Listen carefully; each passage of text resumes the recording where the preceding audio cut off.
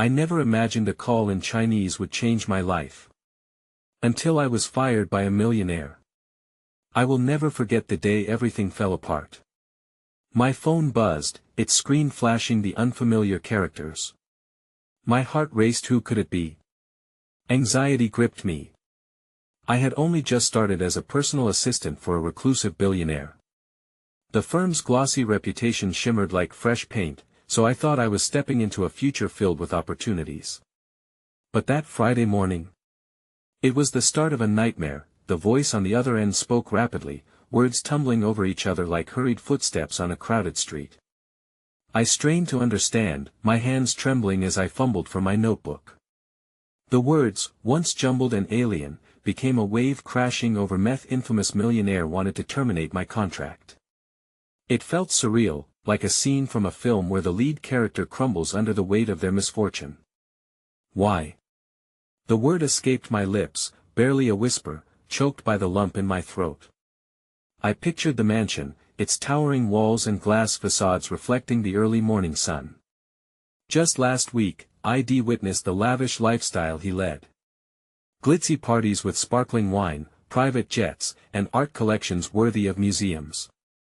Wealth poured from him like rain, and I was part of it.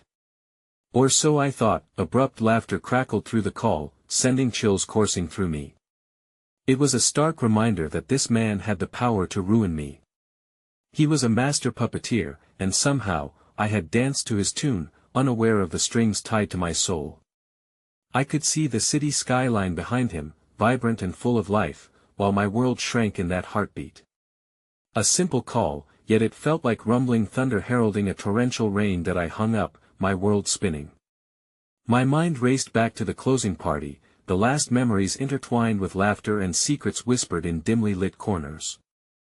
I remembered my colleagues, their smiles masking jealousy. How quickly they had shifted the narrative from kindness to suspicion. Why didn't I see it coming? As I stood in the empty office, silence echoed around me. Desperation clawed at my insides. I reached for my phone, but my hands shook violently, dropping it onto the desk. Despair followed, intertwining with thoughts of rent, bills, and my younger sister's tuition fees. My breath hitched. Did I really believe I could escape this turmoil? Tears welled in my eyes, a wave of emotions threatening to crash over me. The darkness lingered, unyielding. Yet in that moment, something stirred inside me, a flicker of hope pushing against the tumult. Could I rise from this? I needed to know why. Why had this happened, and what was hidden beneath the surface? Hey, before we continue with this amazing story, I need to give you an important heads up. Many subscribers have reported that YouTube unsubscribed them without warning. Take a quick second to check the red button below to make sure you're still subscribed to the channel. I'd hate for you to miss any of the exclusive content coming soon. And while you're there, smash that like button, it really helps me out with the algorithm. Oh, and tell me in the comments, which city are you watching from? I love getting to know every amazing person who's part of this community. Your participation makes all the difference. Let's connect. The next few days crept by like molasses, each moment stretching out under the weight of uncertainty. I spent hours pacing my tiny apartment, glancing at the clock every few minutes as if time were the thief of answers. The initial shock had dulled into a persistent ache, a reminder of what had slipped through my fingers. I rummaged through files and notes from my time in the mansion, searching for clues or a reason, any reason, why I had been let go. With each document I sifted through, bitter memories of whispered conversations and hidden glances resurfaced. I remembered the tone in my boss's voice that day, not just the abrupt announcement of my termination, but something darker lurking beneath it. There had been a flicker of disdain, and I couldn't help but wonder if it was personal. Maybe it wasn't just about work, perhaps, there was something I hadn't grasped. That Sunday, I found myself wandering through the streets, the vibrant city alive around me. I sought solace in a bustling cafe, its warm atmosphere wrapping around me like a soft blanket. A stranger's laughter floated from a nearby table, juxtaposed starkly with my turmoil. I could not escape the weight in my chest, yet, I hung on to a shred of hope that the world could still surprise me. As I sat nursing a lukewarm coffee, my eyes fell on a little girl and her mother at the next table.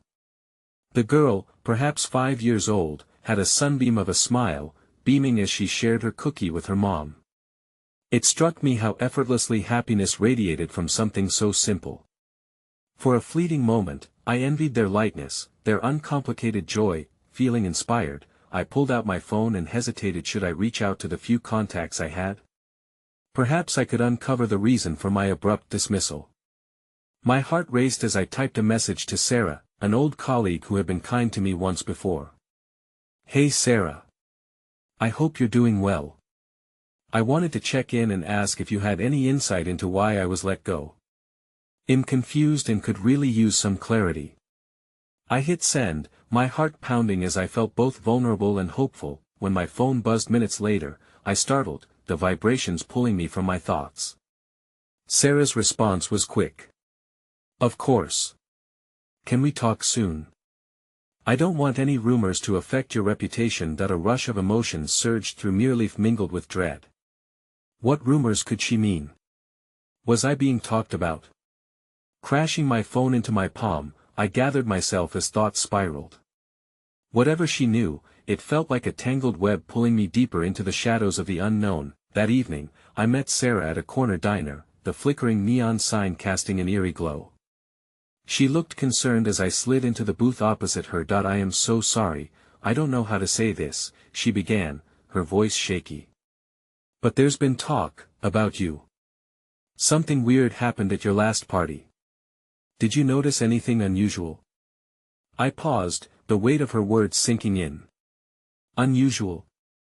What do you mean? The millionaire had a fight with someone, an investor or business partner, during the event. The whole thing felt tense. I overheard him mention your name in a threatening way, though I couldn't catch exactly what he said. My stomach clenched. Was I an unwitting pawn in some game far larger than myself? Why would he mention me? Look, I don't want to spread rumors, but there's gossip. People are saying he's involved in something shady, and your departure might be part of cleaning house. A chill swept through me. My termination was a whisper in a much larger storm, and I was on the outside, gazing in. But suddenly, the flicker of hope rekindled. Perhaps I could find a way in, touch those shadows, and uncover the truth. As we spoke, I felt strengthened by the camaraderie we shared, and just when I thought I could muster the courage to take action, I received another notification on my phone. This time, it was a number I recognized, the billionaire himself. The message read, "We need to talk. Meet me at my office tomorrow at 10 a.m. My breath caught, uncertainty igniting inside me. My heart raced with a cocktail of fear and curiosity. What could he possibly want? I glanced at Sarah, eyes wide in disbelief. Was this the moment I'd been waiting for, or a trap waiting to snare me? Are you going to go? Sarah asked, her brow furrowing with concern. I dipped my head, swallowing hard. I had no choice but to confront the chaos head-on and step into the uncertainty. But one thing was clearer than ever: my fight was far from over, it was just beginning. As I left the diner with Sarah's worried gaze on me, I felt the stakes rising, knowing the answers I sought lurked just beyond the next dawn. The night was a restless sea of thoughts and emotions, crashing relentlessly within me. I barely slept, a cacophony of worry and anxious anticipation persisting in my mind. What would the millionaire want? Why was I on his radar? Each possibility curled tighter around my chest, cutting off my breath. Upon waking, the sun had lifted, yet I felt cloaked in shadows. I stared at the mirror, my reflection appearing fragile, eyes reflecting a mixture of defiance and trepidation. I dressed meticulously, a sharp blazer woven with a hint of confidence over my trembling heart. I couldn't help but silently rehearse possible scenarios, each more harrowing than the last. As I stepped outside, the city hummed with life, but I felt distant, like a ghost among the living. The air held an electric charge, as if the world was alive with possibilities. Yet all I could focus on was the ticking clock urging me toward my meeting. The office loomed ahead, its towering presence an embodiment of power that almost swallowed me whole. Inside, I was swept into an airy reception area, the staff cordial yet distant, their gazes a mixture of curiosity and recognition. Whispers of, "Who is she?" fluttered around quietly, weighing heavy on my shoulders. A sense of displacement washed over me as I waited for the inevitable confrontation. When I was ushered into his office, the atmosphere shifted. It was both intimidating and extravagant, the walls adorned with art that whispered of status and wealth. He sat behind a massive mahogany desk, his presence exuding authority. The moment he looked at me, his steely gaze held a complexity I couldn't decipher. "Thank you for coming," he said, his voice smooth yet edged with gravity. "I wanted to clear the air about your departure." I nodded, all the words I had prepared swirling into oblivion. "I appreciate the chance to talk, but I can't deny there's confusion and concern on my end," he sighed, pinching the bridge of his nose as though the mere act of engaging in this conversation was burdensome. "Let's cut to the chase. You were let go due to complications." His eyes softened for a fleeting moment, but it was quickly swallowed by a mask of resolve. "What I need you to understand is that it wasn't personal. There are circumstances beyond our control at play, circumstances that involve me." I asked, my breath hitching at the implication. "Why would you involve me in such complications?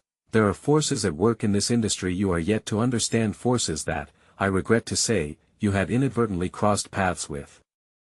As he spoke, shadows crept back into my mind, whispers of conspiracy, an unseen game I felt entirely unprepared for.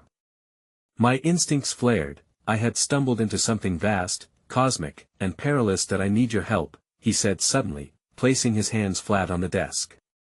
The shift in tone halted my racing thoughts. "There are things I can only discuss with someone on the inside, someone with insight into what we buried at that party." The words hung heavy, the implications twisting my guts.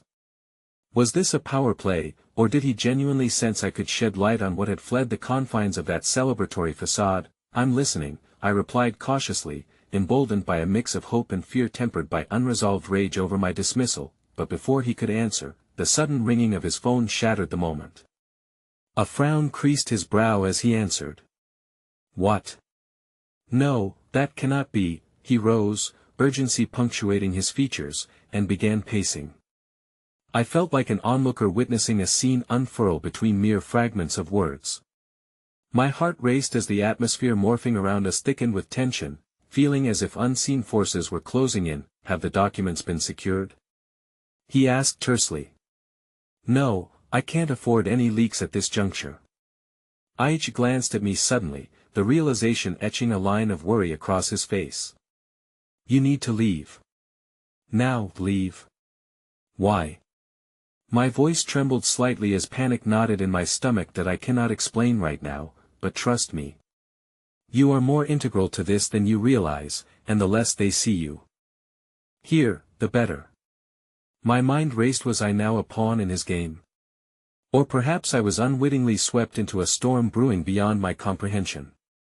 Just as I turned to leave, the office door flung open, and an unfamiliar man stepped in, a sharp suit contrasting with an intimidating demeanor.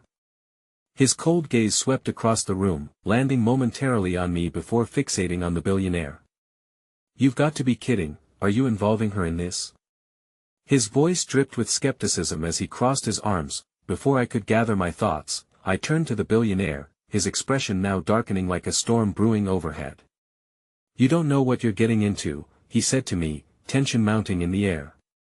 "For your sake, leave and don't look back." And as fear gripped my heart, I realized this chaotic moment could unravel everything I thought I understood about my life, launching me headfirst into a storm swirling with treachery, whispers, and unexpected alliances. I stumbled back, uncertainty flooding through me, not sure if I should trust him or run toward the dizzying unknown that loomed ahead. As I stood there, confusion swirling within like a tempest, the billionaire's words reverberated in my mind. I hesitated at the door, caught between the urge to flee and an inexplicable pull to stay. The room buzzed with an energy that felt both electrifying and perilous, but the skepticism of the suited man cast a long shadow over my instinctual curiosity. Suddenly, a soft voice emerged, piercing the tension. It was the receptionist, her gentle demeanor starkly contrasting the oppressive atmosphere. "Would you like some water?" she asked, glancing at me with a hint of empathy. I nodded numbly, clutching the edge of the doorframe as if it were a lifeline. She returned moments later, the glass cool and refreshing, a small moment of kindness amid the chaos. I took a sip, feeling the water course through me as a reminder of the world outside, a world that still existed despite my entanglement in this intricate web. The suited man continued to speak, his voice now a low growl, although my focus started to unravel under the weight of uncertainty. "You think this is a game? There are people who don't play by the rules and they won't hesitate to make you collateral damage," he warned, eyes narrowing in my direction. The billionaire's expression hardened. "This isn't about you. It's about what lies ahead. We need to protect her, and what about the risk to your reputation?" The man scoffed, a sneer curling his lips. "Involving her is a fool's errand. You don't know the lengths they'll go to. I could feel the tension mounting like a physical force, pushing me further toward the door. But the resolve in the billionaire's eyes anchored me. For a split second, I felt seen not merely as a pawn in a game I didn't understand but as someone who had an inkling of power, a shred of agency. "Enough," the billionaire said firmly. "This is my call to make. If you're not on board with this, you can leave, then good luck with your little project, but don't say I didn't warn you." The man spat, before storming out, the door slamming shut behind him. An unsettling silence filled the room. I looked at the billionaire, and in that moment of shared struggle, a thread of urgency twined us together. "Why me?" I asked, my voice almost a whisper. His shoulders sagged slightly, and for the first time, I glimpsed a man burdened by shadows of his own. "Because you have something they want, and whatever it is, it lies in the depths of your memories from that night." A shiver coursed through me. Memories flickered like fireflies in my mind, but they felt fragmented, untethered. I had tried to bury the awkwardness, the unsettling whispers of conversations from the party that lingered like a bad dream.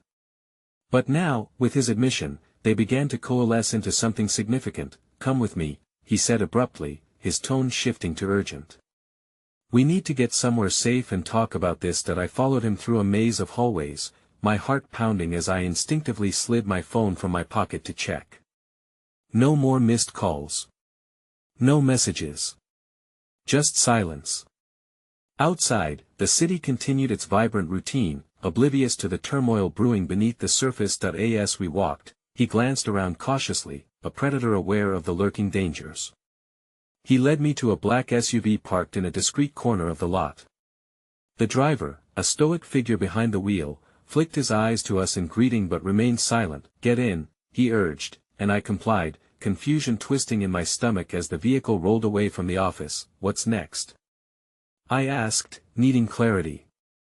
"What do you want from me?" He turned to me, and the fleeting moment of vulnerability returned. "I need your perspective on the night of the party. There are pieces that are lost to me, and you might hold the key." Just then, my phone buzzed in my hand, a sharp thrill of panic shooting through me. I glanced down and froze. The screen flashed a number I didn't recognize, an odd area code that sent ripples of anxiety crawling down my spine. "Who is it?"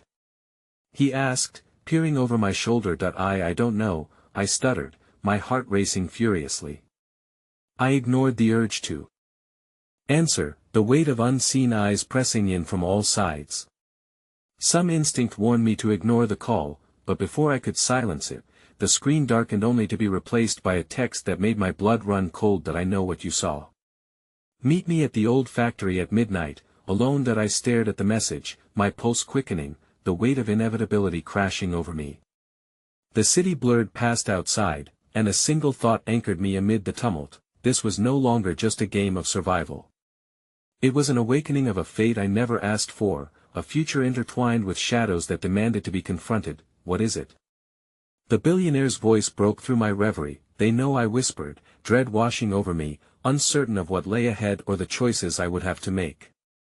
And just as I looked up, I noticed a figure in the rearview mirror, someone from that night, a haunting silhouette blending into the chaos of the city, watching us. My heart sank. The game had changed, and I was left wondering how deeply I could trust the man beside me as we hurtled toward an uncertain fate. Everything I thought I understood could unravel in an instant, leaving me standing on the precipice of a truth far more complex and dangerous than I had ever imagined.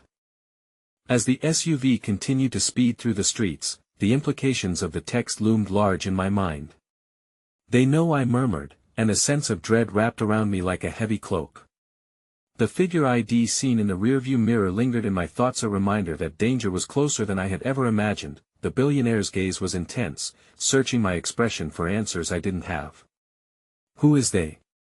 His voice was urgent, cutting through the haze of my own fears.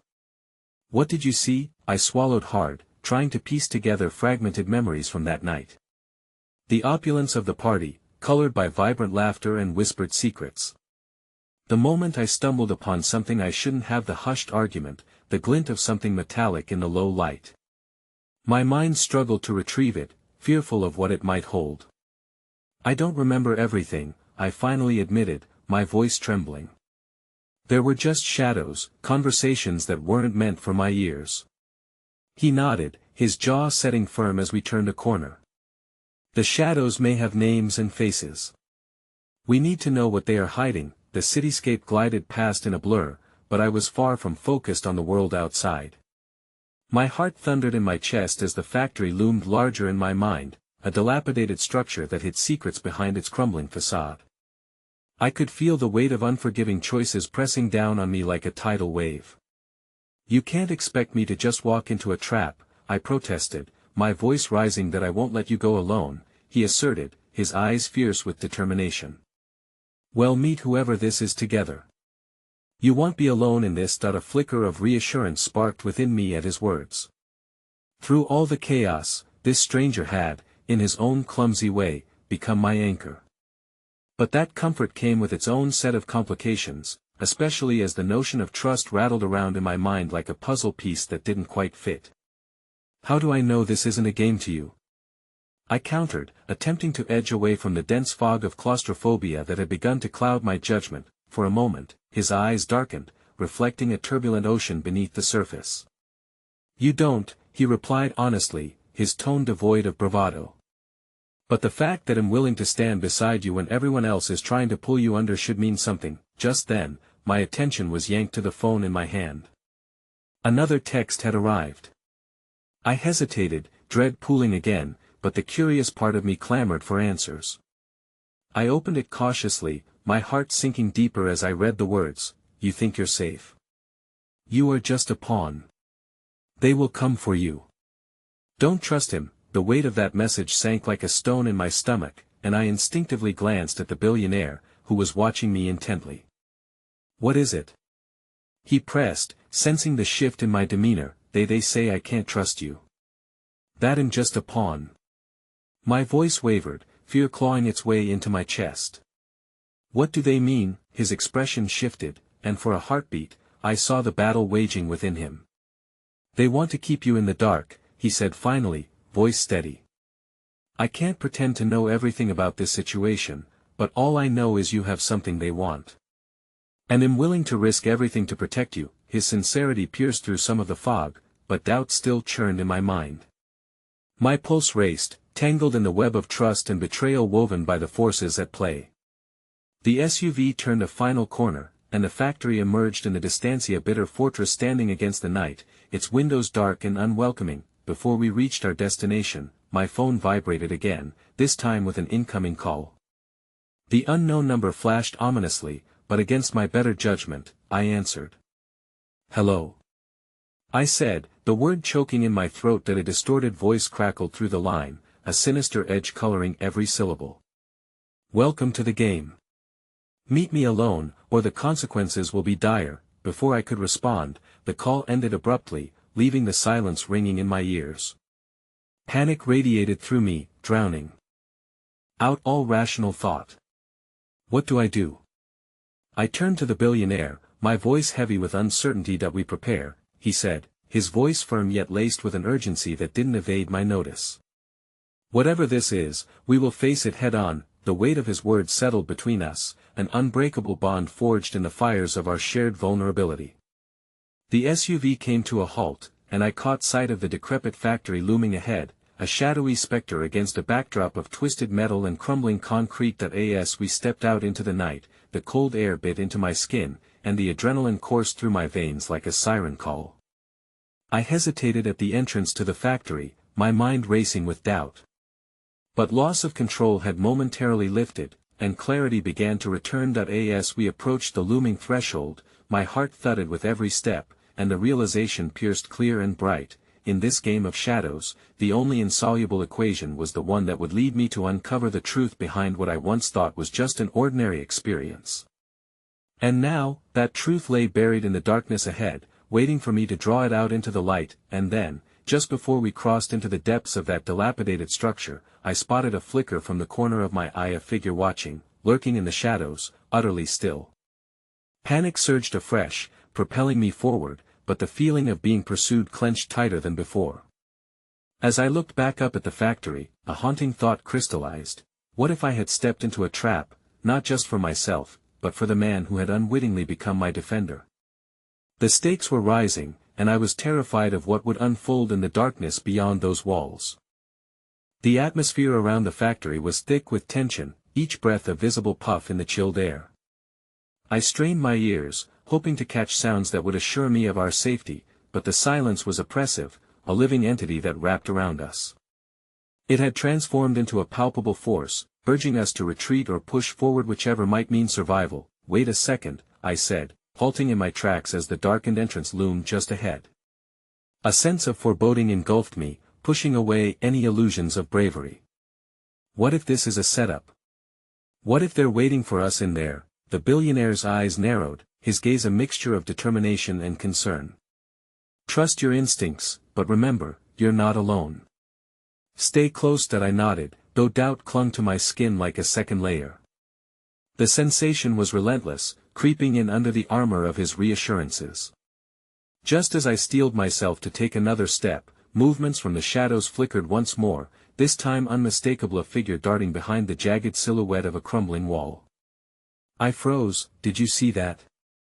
I whispered urgently, tearing my gaze from the factory's entrance to find his response. He nodded, his gaze focused, every muscle in his body tense and ready. "We need to stay vigilant.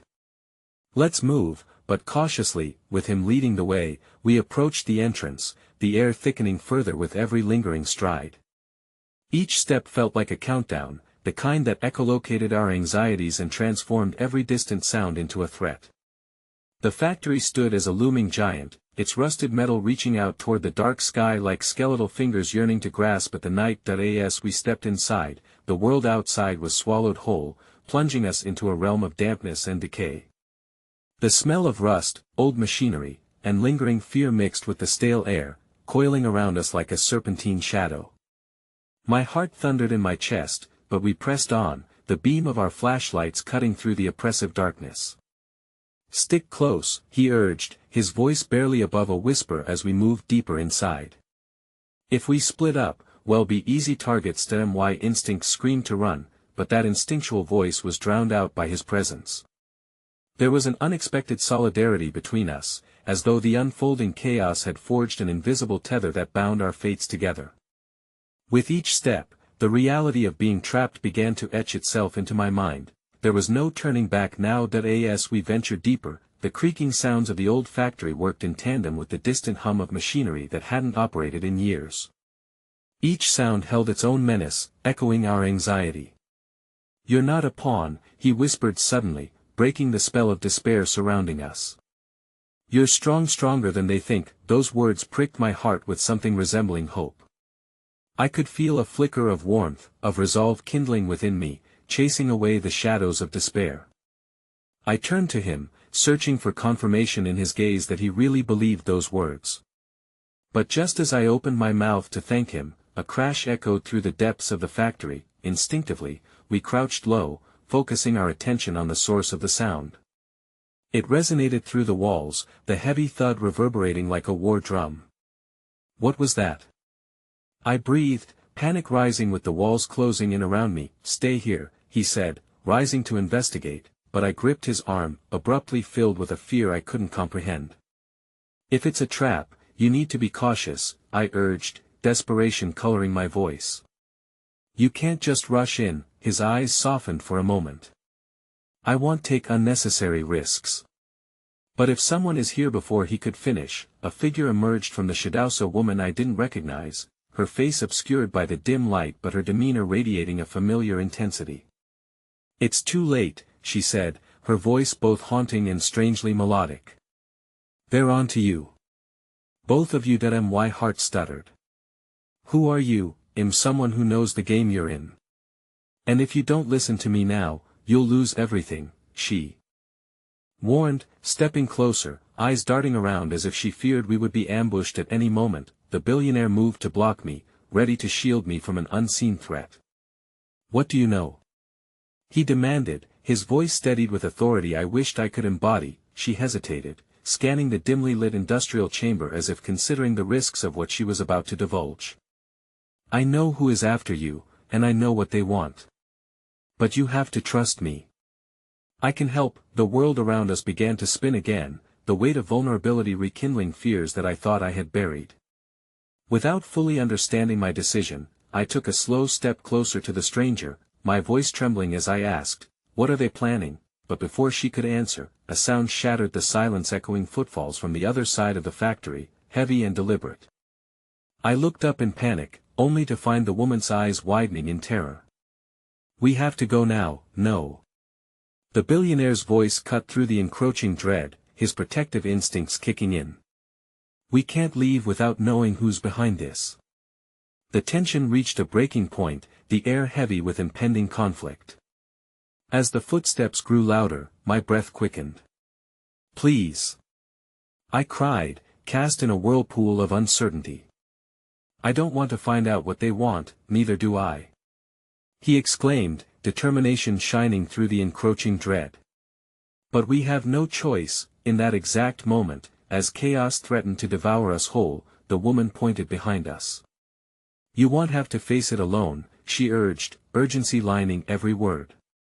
They're more powerful than you realize, but you hold the key. And as the shadowy figures began to emerge from the darkness, a shiver of dread coursed through me, realization that the game was spiraling beyond my control, and each decision I made would bring us closer to the inevitable. The stakes were getting higher, and as we edged closer to the precipice of confrontation, I wondered if it was even possible to navigate the twisted web of lies and truths surrounding us. With each second that ticked by, the question loomed heavy over us. How deep into the shadows were we willing to descend before we uncovered the cruel reality of the game we were caught in? The sounds echoed like dark whispers through the factory halls, each footfall drawing nearer with every beat of my racing heart. Shadows flickered against the rusty walls, and for a moment, I felt as if the very building were conspiring against us, tightening its grip to prevent our escape. The woman's eyes widened, reflecting a panic that mirrored my own. Stop. We have to move. She hissed, grabbing my arm, pulling me toward an old engine room that nestled under rotting beams. Not without knowing what's happening here.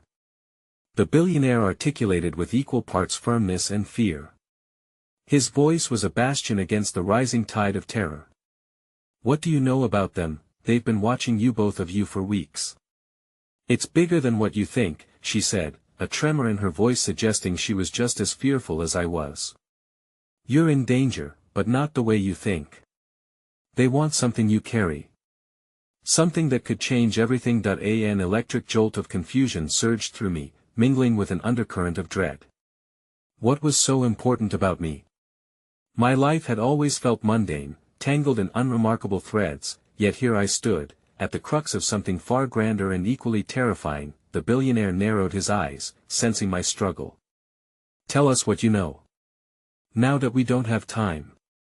She pleaded, darting glances over her shoulder as the footsteps grew louder, more purposeful, like wolves closing in on their prey.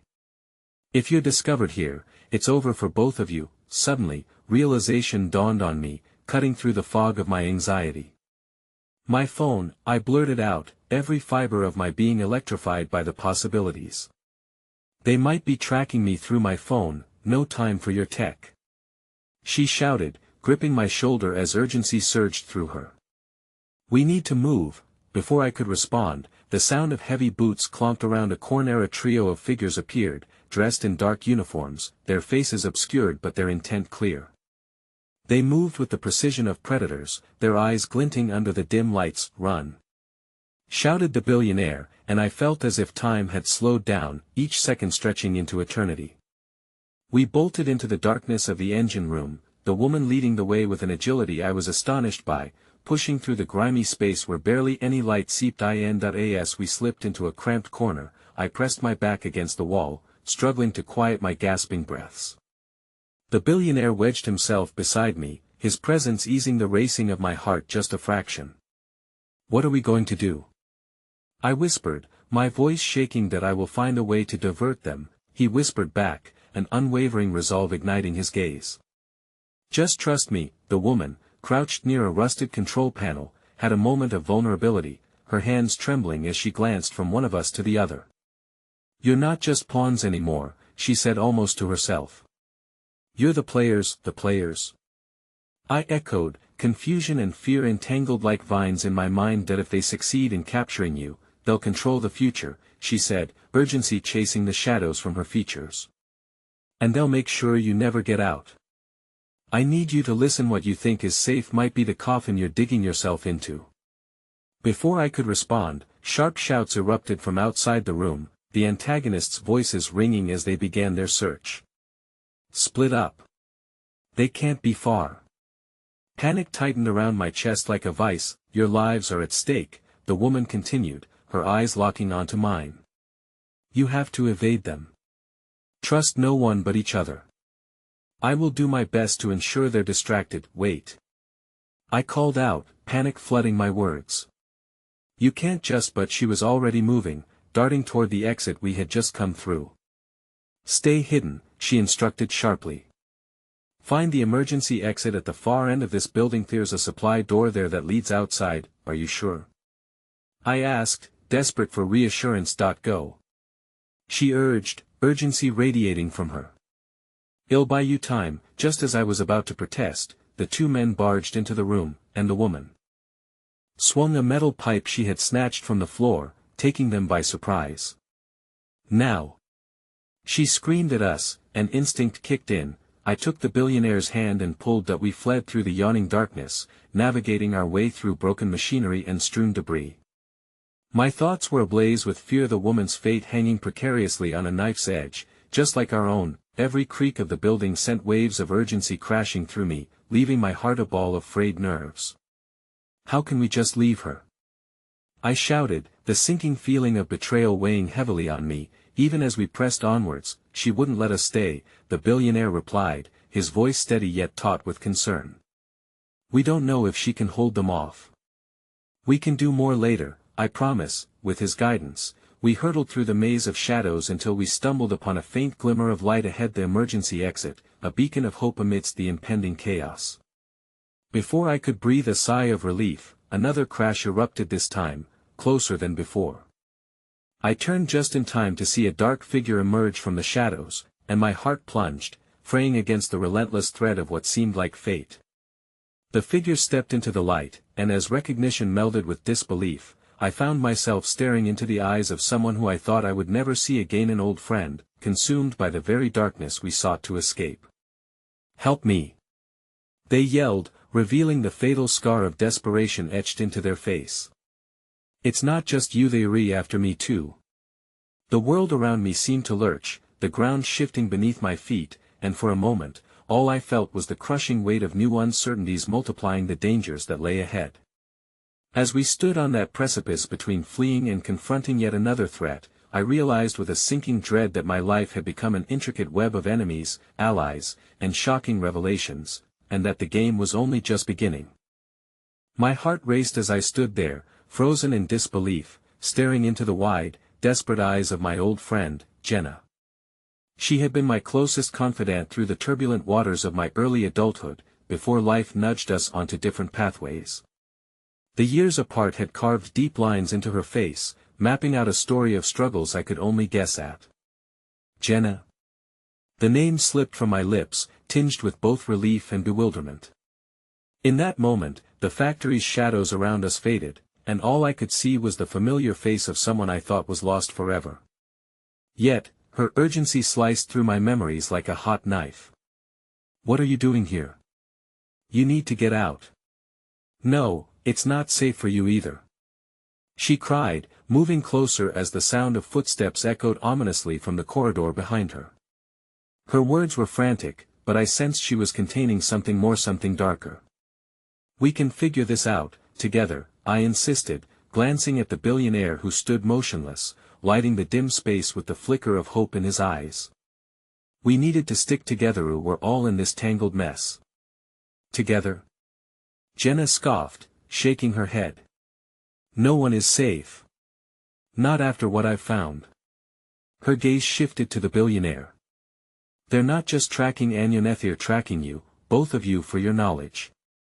They're planning something. Something catastrophic. And they think I know too much. Questions swirled in my mind. What could Jenna possibly know that was so important? And why did it feel as if my very breath echoed secrets that had yet to be uncovered? What do they want? I pressed, frantically seeking clarity amidst the fog of confusion. They want access to the software stored on your phone, she replied, her voice shaking with urgency. They've been monitoring your movements for months. That's why I came looking for you. The weight of her revelation hit me like a punch to the gut. The looming shadows closed in, the darkness of our predicament tangling tighter around us. My phone was the key to whatever malevolence they harbored. Then what do we do now? I asked, panic lacing my voice. We have to get out, Jenna replied, stealing glances over her shoulder. You don't have much time. They'll be here any minute. The billionaire stepped forward, breaking the curtain of anxiety that hung over us. You can't go back out there alone. We need a plan. His authoritative tone shone through the fear, igniting a spark of confidence. Before Jenna could respond, the ground beneath us seemed to vibrate, a heavy thud reverberating in the distance. It was far too close for comfort. It struck me then, a pang of dread curling in my stomach. We were running out of time, yet each moment felt stretched taut with the possibility of untold dangers lurking just beyond our line of sight. Follow me, the billionaire urged, grabbing my hand and pulling me toward the exit. Jenna hesitated, fear warring with the instinct to rely on us. We need to move. I know the layout of this factory better than anyone else and can find a safe route. With every instinct screaming to save Jenna, I glanced back. What if it's too late for you? You can't just still find another way. I promise. She shouted, her voice trembling but filled with a resilience that I admired even amidst my chaos. You must go now, or you won't get out at all. And so, I was torn. Loyalty held me in place. Jenna's safety was paramount, yet I felt the billionaire's grip tighten around my hand, urging me onward. We can't afford to lose anyone else. He insisted, his eyes now wild with determination. Before I could respond, a shadow loomed in the hall outside, an unmistakable figure materializing through the darkness. It was a woman, unmistakable, with striking features that felt unnervingly familiar. The recognition hit me hard. It was my old mentor, the one who had guided me into the tech world. She had vanished without a trace years ago. What are you doing here? I asked, every muscle in my body tensing. Are you part of this? Her icy smile sent chills crawling along my spine. Oh, you poor things. You're absolutely in. Over your heads, she purred, stepping closer. And it's adorable that you think you can escape what's been set in motion. Heart pounding, I understood the implications. She was an agent of the very forces that pursued us. The billion-dollar operation I had stumbled into was more tangled than I could have ever imagined.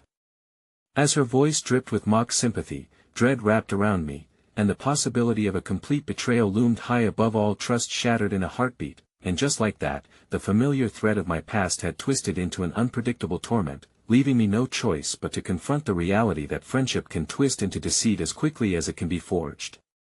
As I turned to grasp the fading light with newfound urgency, I realized the true chess game had only just begun, and I was now a key player in a high-stakes battle for survival.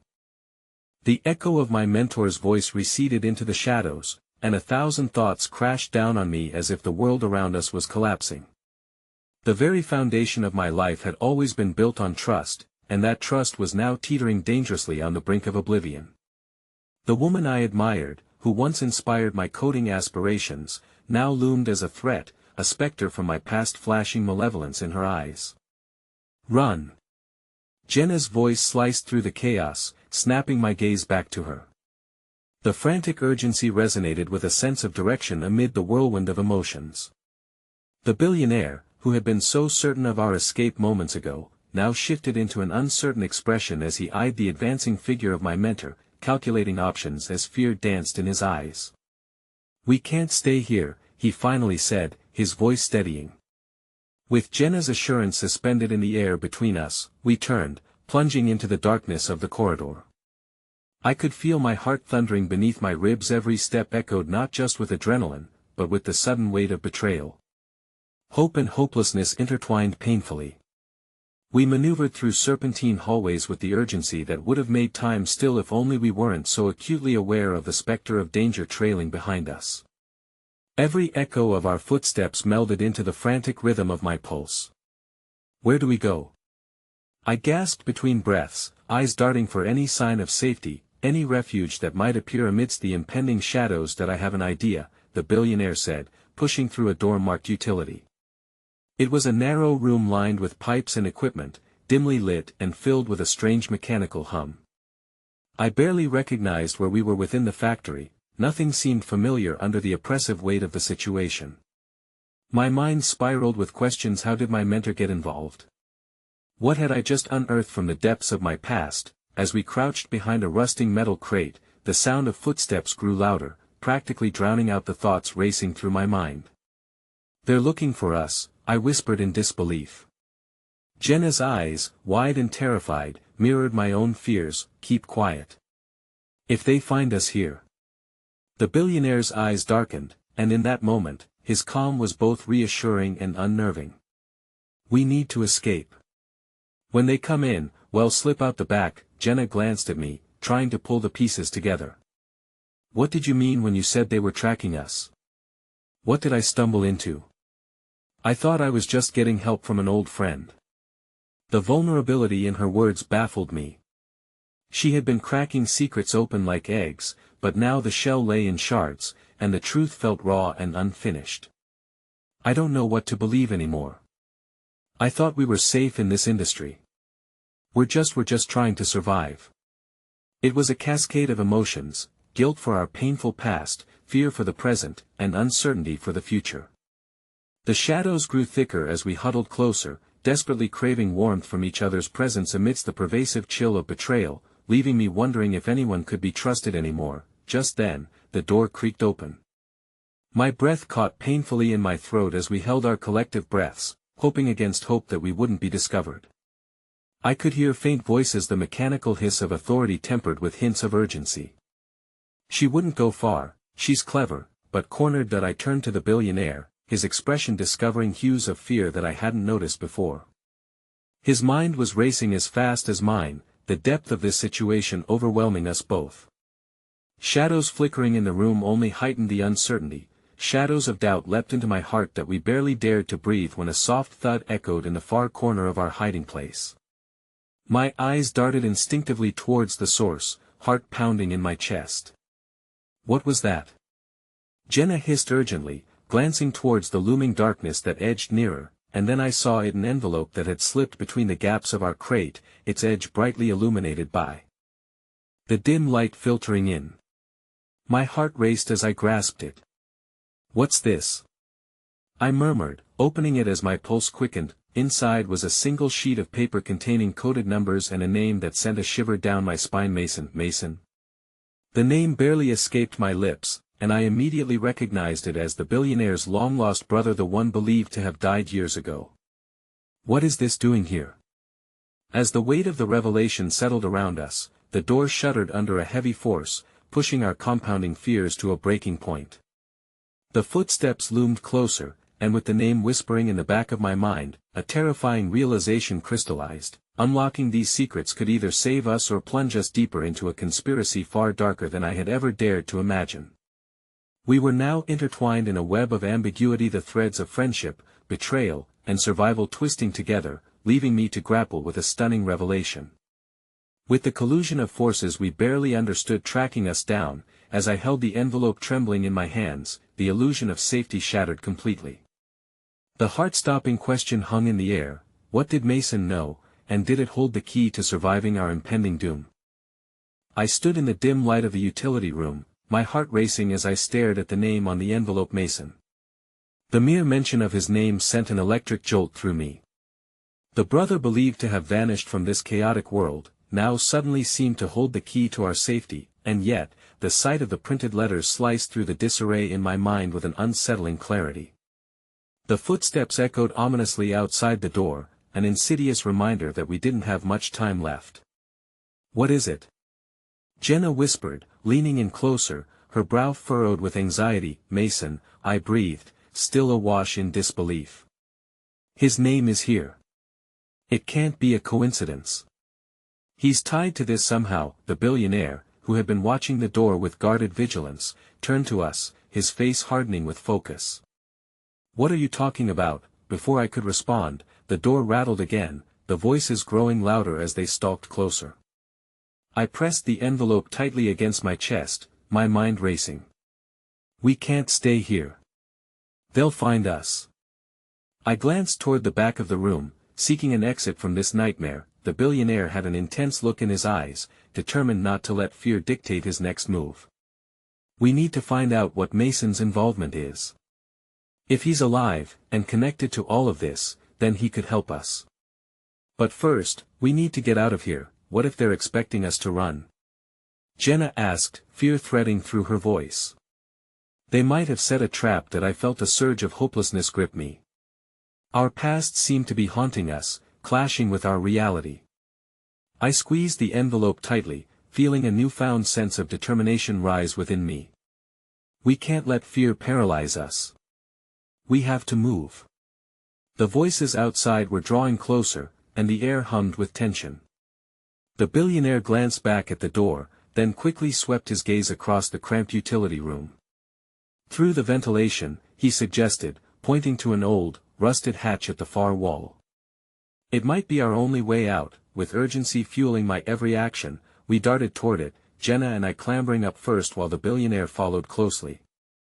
The metallic interior was dark and claustrophobic, but it provided a momentary refuge. We could hear the muffled voices echoing behind us, almost taunting in their proximity. "Do you think Mason is involved with them?" Jenna whispered as we crawled through the tight space, the sounds of our pursuers fading into the distance. Her worry seeped through every word, amplifying the gnawing fear welling in my own heart. "That I don't know," I admitted, the uncertainty weighing heavily on me. "But if he is alive, if he knows something important, then we can't leave him behind." The realization hit me like ice water. What if he's the reason we've been targeted? What if he's been hiding, avoiding them this whole time? What if he's the key to understanding this whole mess? The billionaire added quietly, his presence grounding and unwavering in a sea of chaos. My head spun with the implications, and I had a moment of clarity. Our fight wasn't just for survival anymore, it was to understand the truth that had shattered our lives. Finally, we emerged from the ventilation duct into another dimly lit area, what appeared to be an abandoned conference room, scattered with dust and remnants of its former luxury. The heavy wooden table stood as a testament to grand plans now faded away. "Is this the way out?" Jenna asked, peering through the cracked window. "It might be, but we're not in the clear yet," I warned, my heart still racing as my anxiety crept in, fluttering like a trapped bird in its cage. Suddenly, the billionaire moved to the door, placing a hand on it, his brow furrowed. "We need to regroup, figure out our next steps.